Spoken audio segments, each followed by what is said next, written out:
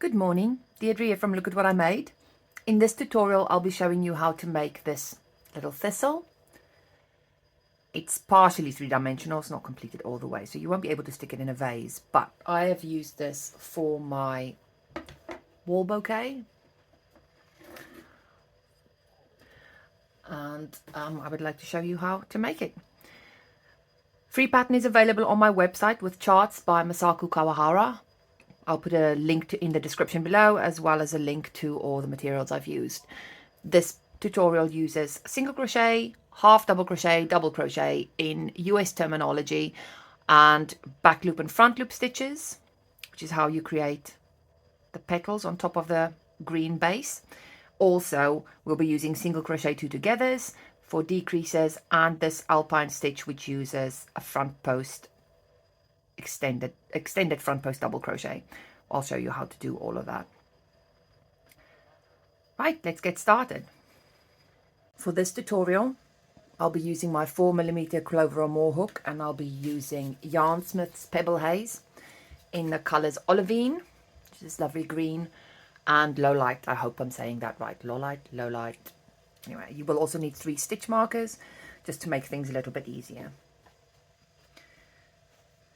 Right, so to start, we're going to start with a double magic ring again. Now, I've already shown you how to do that in the tutorial for the Oxide Daisy, but I'll show you again. Yarn end towards your pinky finger, those 2 fingers outstretched. You're going to go around once, twice, and then you're going to cross over. Hook goes under and grabs that piece, and you can secure it with a chain before taking it off, or after, doesn't really matter. You're going to take those off your finger, and so you should be working over 3 strands, so 2 strands and the end. If you work the other way, you won't be able to close your ring. You can also start with a single magic ring if you prefer, or just whatever makes you up. For round 1, we're going to chain 1, which we've already done, and that's not going to count as a stitch, and then we're going to make 6 single crochets into that ring. 2, 3, 4, 5, and 6. We'll mark the front loop of the first single crochet with a slip stitch and with a stitch marker, and that's just that front loop. And then we're going to close our ring. To close the ring, you start pulling on the end and then see which of the loops starts closing, and then you will pull that one towards in the same direction as the end. It's a bit tricky if you've got a yarn that loves itself so much. Close that all the way, and then we're going to take the end and just pull so that it closes. You will still have to work this end away very well. Now, before we continue with the next round, I'm going to take this yarn end and put it to the front of my work, because I'm going to need it later to flatten the top of my thistle. We'll be working in a spiral for the first 4 rounds. Just double check that. Yep, working in a spiral in the first 4 rounds. So for round 2, we will be making 2 back loop only single crochets in each stitch around. So the front loop of that stitch is already marked. We're going to go into that back loop, and that will be a bit fiddly just on the first one. So what you might find easier is to use a smaller hook or one of your stitch markers and just lift that loop a bit. So into that back loop only, I'm going to do 2 single crochets, and then in each of the remaining 5 stitches, back loop only, I'll do 2 single crochets. So I'm going to count in 2s because I just find that easier. So 1, 2,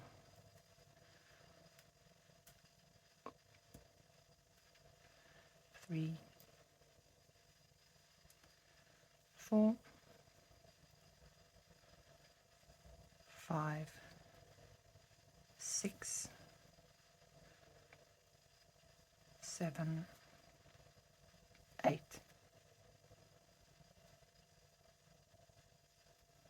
9, and 10. So that will give us 12 in total. And what this will do is it'll create a little ridge of front loop onlys that we're going to use to make our thistle petals in. Going to continue around with round 3. Make 2 back loop only single crochets in the next stitch. So working again into the back loop only, 1, 2, and then make a single crochet in the back loop only of the next stitch. So that's our little repeat. 2 back loop single crochets in the next stitch, a single crochet in the next stitch, and we'll do that for a total of 6 times. That'll give us 18 stitches.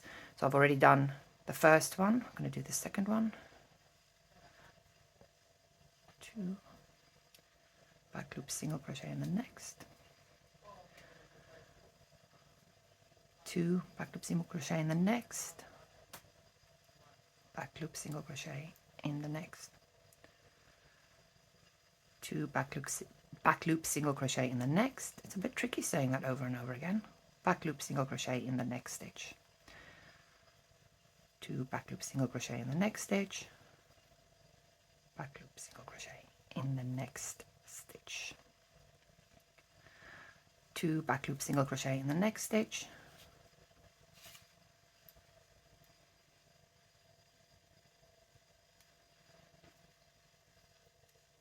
back loop single crochet in the next stitch. So I'm just going to count if I've made them all. Yep. And just to double check, like if you're not sure if you've worked into all of them, I'm just looking at the previous round stitches, and I have 1, 2 in the same stitch and 1 in the next stitch, so I know that this was the start of that repeat.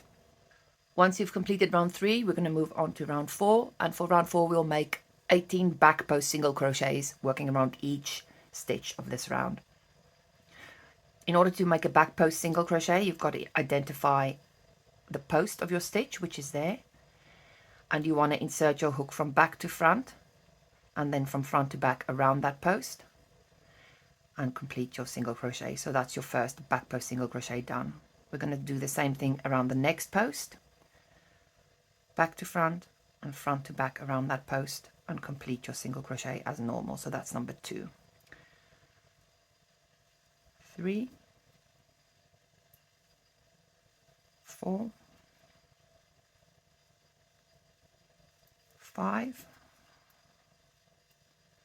6, 7, 8, 9, 10. I'm just going to show you, see how that makes a little ridge.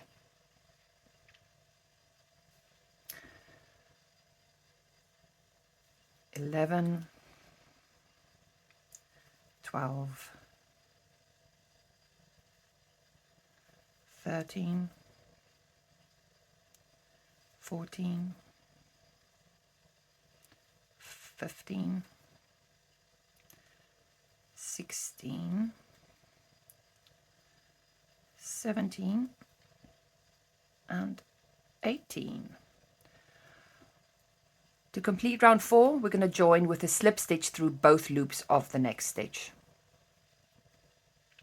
So from this point on, we'll again work in joined rounds, not spiral. Right. For round 5, you're going to chain 1, and that won't count as a stitch throughout. We're going to make single crochet togethers 9 times. So to do that, you're going to insert your hook into the same stitch where you started, because this doesn't count as a stitch. Pull up a loop, insert into the next stitch, pull up a loop, yarn over and pull through all 3. So we're going to do that again. Insert your hook into the next stitch, pull up a loop, insert your hook into the next stitch, pull up a loop, yarn over and pull through all 3. That's your second one made. Now you'll notice that your work is going to start curling towards you, and it's just easier than to try and do it this way. So we're just going to let it do what it naturally does, and then we'll just flip it back inside out or right side facing when we have done this round. So 3rd single crochet 2 together, 4th single crochet 2 together, 5th single crochet 2 together,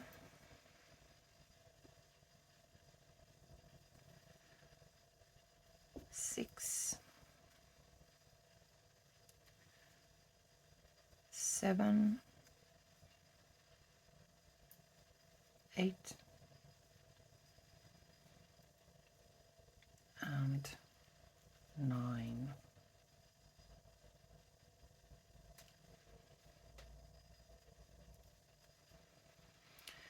Before I join with the slip stitch, I'm just going to pop it inside out so that round 1 is pointing towards us, and you want to be able to see those little front loop, the spiral, and these ridge formed by the back post stitches. So I'm going to locate my first single crochet 2 together, and I'm going to make a slip stitch in that stitch. For round 6, we're going to chain 1. Doesn't count as a stitch. Then we're going to single crochet 2 together over the next 2 stitches. Make a single crochet in the next stitch, working through both loops. Single crochet 2 together over the next 2 stitches. Single crochet in the next stitch. Should have 3 stitches left. We're going to single crochet 2 together over those 2 stitches, and then single crochet in the last stitch. We'll join to the top of the first single crochet 2 together with a slip stitch. Tricky getting both those loops. There we go. Now we've got this little knobbly ball. That will be the top of the thistle, and we'll flatten that out later. For round 7, we're going to chain 1, and we're going to make 2 half double crochets in each stitch around. So same stitch as the slip stitch join, 2 half double crochets. I'm going to count in 2s again, so I want a total of 12. So 1, 2, 3, 4, 5, 6, 7, 8, 9, 10, 11, and 12. Before I join with the slip stitch, I'm going to put a stitch marker around the first half double crochet of this round. Well, how do I get this in there? Probably easier if you mark that before you make the second one. There we go. So I've marked around the post of that first half double crochet, and I'll join to the top of that half double crochet with the slip stitch. For round 8, we are going to chain 1, and then we're going to make a single crochet in each stitch around. 1, 2, 3, again working through both loops. 4, 5, 6, 7, 8, 9, 10, 11, 11 and 12. Join to the top of the first single crochet with a slip stitch. Some days I just find it harder to talk than others. I keep making silly mistakes or misspeaking. To start round 9, we're going to make a chain 3, and this will count as your first double crochet. I'm going to pop a stitch marker around the post of that stitch. And this will just help us identify it later on. Now we're going to make an extended front post double crochet around the first half double crochet of round 7, and that's the marked one there. So to make an extended half double crochet, you yarn over, insert your hook around the post of that stitch, yarn over, pull up a loop to the height of your work, yarn over, pull through 2, yarn over, pull through 2. We're going to make a double crochet in the next stitch of round 8, which will be slightly hidden behind that extended front post double crochet, and then we're going to make an extended front post double crochet around the next stitch of round 7, you can go ahead and continue that, remove that stitch marker once you've done that. Let's just agree that today I'm going to misspeak a lot. So into the next stitch of round 8, which is hiding behind that extended front post double crochet, I'm going to make a double crochet. Around the next post of round 7's HTC, we're going to make an extended half double crochet. So I'm pulling up to the length, height of my work, and then completing my double crochet. This is the alpine stitch, by the way. So we're just going to do that all the way around. Next half double crochet of round 7. Oops.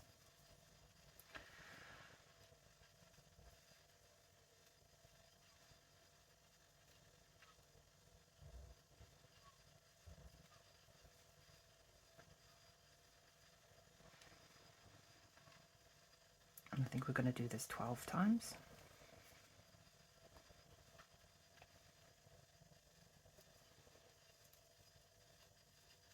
How many have we done? 1, 2, 3, 4, 5, 6,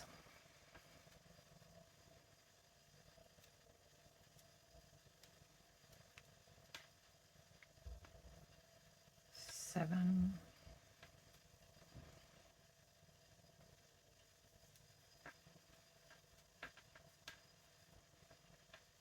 8,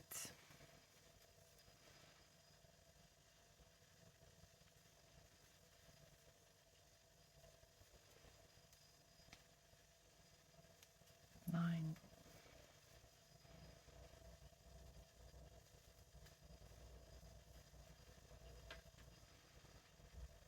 10,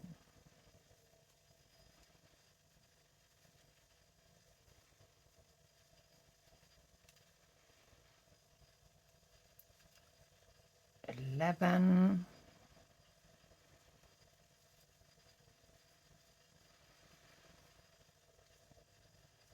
and 12.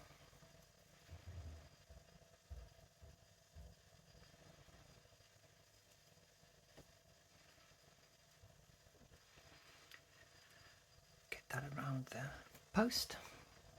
To finish, we're going to join to the top of the beginning chain 3 with a slip stitch.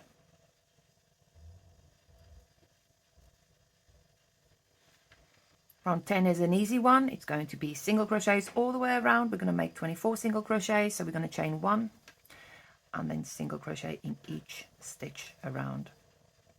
The first stitch after that chain 3 will be a bit tight to get into. That's number 2, 3, 4, 5, 6, 7, 8, 9, 10, 11, 12, 13, 14, 15, 16, 17, 18, 19, 20, 21, 22, 23, and 24. We'll join to the top of the first single crochet with a slip stitch. Now in round 11 we're going to make some more of these extended front post doubles to create that alpine stitch effect that, well, hopefully that looks remotely like what a thistle has on the sides. So we're going to slip stitch in the next stitch before we start, and we're going to chain 3. That will count as our first double crochet. We're going to make an extended front post double crochet around the next DC of round 9. So not this extended front post DC, this DC there between the 2 extended stitches. And we're going to skip this stitch of round 10 behind that stitch. So we're going to make an extended front post double crochet around that DC from round 9.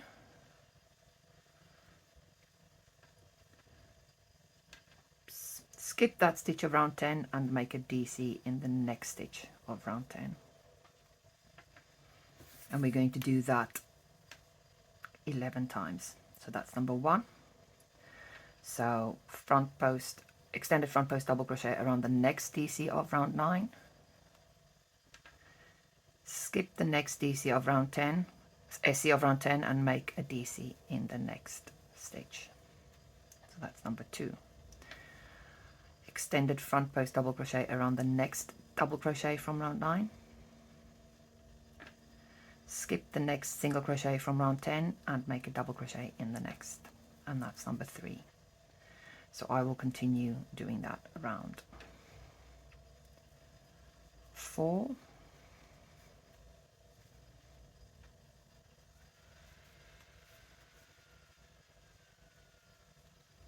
5,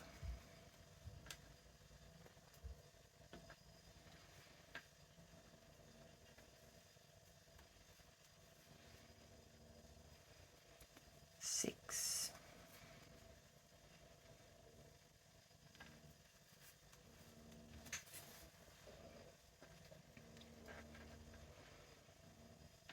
7,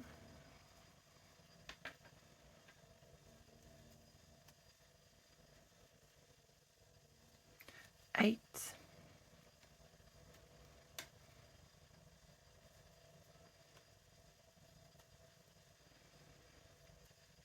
9,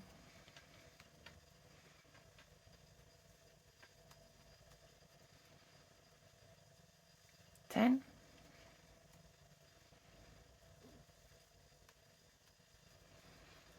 and 11.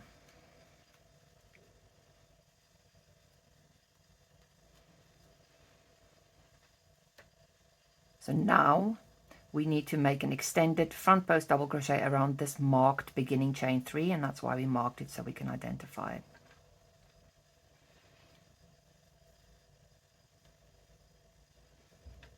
And then you can remove this stitch marker.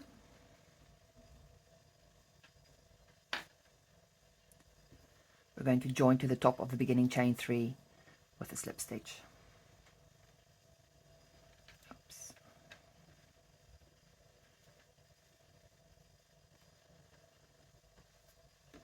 Right. So I'm going to fasten off. Left my scissors somewhere. It's going to have to be a bite job. Don't do this, she says, always doing it. And then pull all the way through. At this point, you're going to have a very odd shape, like a doorknob stuck on top of an upside down bowl, I suppose. And what we want to do is we want to use this initial yarn end to sew those first 6 stitches to these 6 stitches from round 6, I think. Yeah, so the top flattens out and you get more like a saucer on top of an upside down bowl. When you do this, make sure that you work under the front loops, because you need to work into them when you're making your petals, so you need them available. Oh man.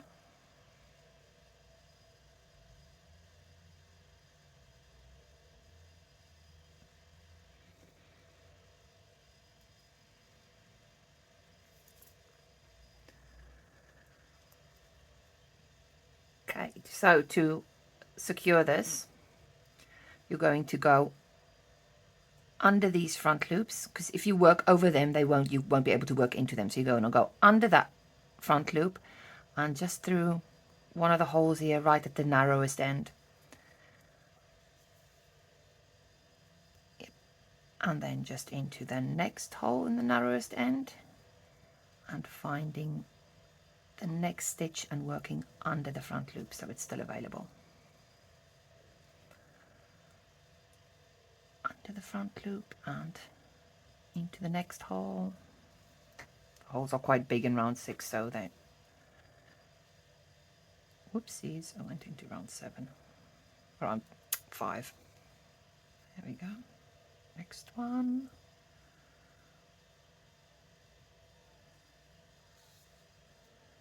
Woo!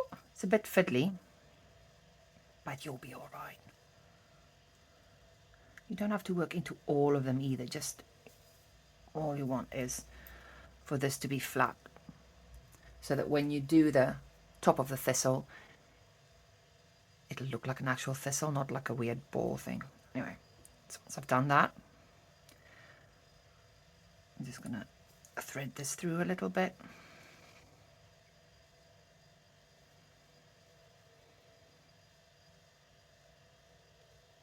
And then back, just working through the holes in round 6. And then I'm just gonna stick it to that, put it into the middle of my work. Right. I mean, that's not gonna stay there, but that's where it'll live. You don't even have to cut them. Okay, so for the next part, we will be adding the petals. Now that we've made the base of the thistle, we can move on to making the flower part. So to do that, I'm going to join my purple yarn by making a slip stitch in that marked front loop from round 1. And I always just start with a slip knot already on my hook. And we've got a little bit of ambient rain. You might have to stop the tutorial if this gets too loud. Once you've made the slip stitch, we'll make our first petal as follows. You're going to chain 5, 1, 2, 3, 4, 5. Single crochet in the second chain from the hook. Single crochet in the next 3 chains. I'm working into the top loop only. My preference. I mean, you can work into the back loop, as the back bump as well if you want, but I just find this easier. So that is 4 single crochets in total. So that's your first petal made. I'm going to slip stitch into the front loop only of the next stitch, and it's a bit fiddly to get into. Sometimes you may find that it's easier to hook it first, make it bigger, and then work into it.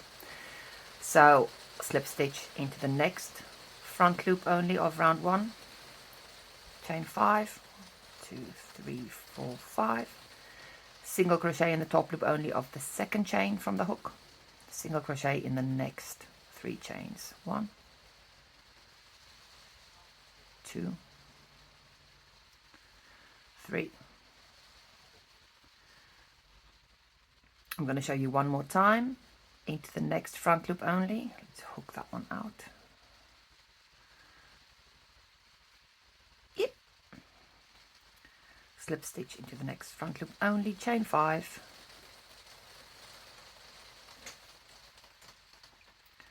single crochet in the top loop only of the second chain from the hook, then single crochet in the next 3 chains, 1, 2, and 3. So this is how you will make each petal around, and you will work, we'll make, how many, 35 in total. You'll work into each of these front loops in a spiral all the way around, front loop, front loop, front loop, all the way around until you get to the back post single crochets where there will be 2 loops, and then you will make a petal into each of those, working through both remaining loops. So far I've made all the petals into the front loops, so I just want to show you, because I'm right up to the back post singles and those 2 loops left, so I'm just going to show you how to do that. Through both loops, slip stitch 1, 2, 3, 4, 5, single crochet in the second chain from the hook on the next 3 chains. And it's the same as what we've done before, but just in case there's any confusion. Slip stitch in the next stitch through both loops. 1, 2, 3, 4, 5. Single crochet in the second chain from the hook. And the next 3 stitches. 1, 2, and 3.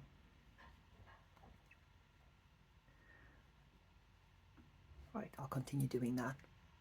Now that I've made all my 11 billion petals, I'm just going to join with a slip stitch in that last stitch, which will be the slip stitch join that round. Now, no one's going to know if you have one too few or one too many, so just basically make it up. You can fudge this one. So I'm going to cut my ends and work away my ends, and I'll show you how I do that.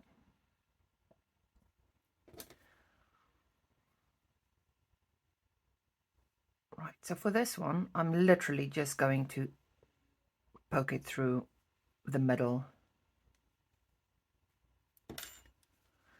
and I'll leave all those ends inside. So if you're using this like I am to make a 3D bouquet, you'll put a little bit of stuffing in the bottom here before you sew it to your 3D bouquet. So all those ends can just hide in there.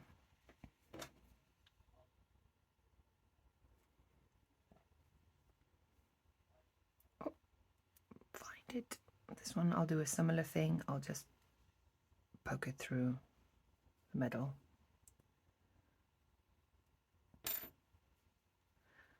And then stick it into the bottom. Now you can steam block this if you want to, but I don't think you need to. I mean, this looks pretty thistly to me, don't you think? Right, thank you very much for watching this tutorial. I hope you found it useful. You could always, I mean, this is not suitable for a 3D bouquet, although you could always just continue and decreasing, using the alpine stitch and decreasing so that you get a ball that you can add to a stick or something if you wanted to. I want to explore that a bit more, making it actual 3D so I can put it into a vase. But for now, this will do, because this goes onto my 3D bouquet and I've used 2 of them. This one, I think I added an extra around 10 and 11. Oh, I love them.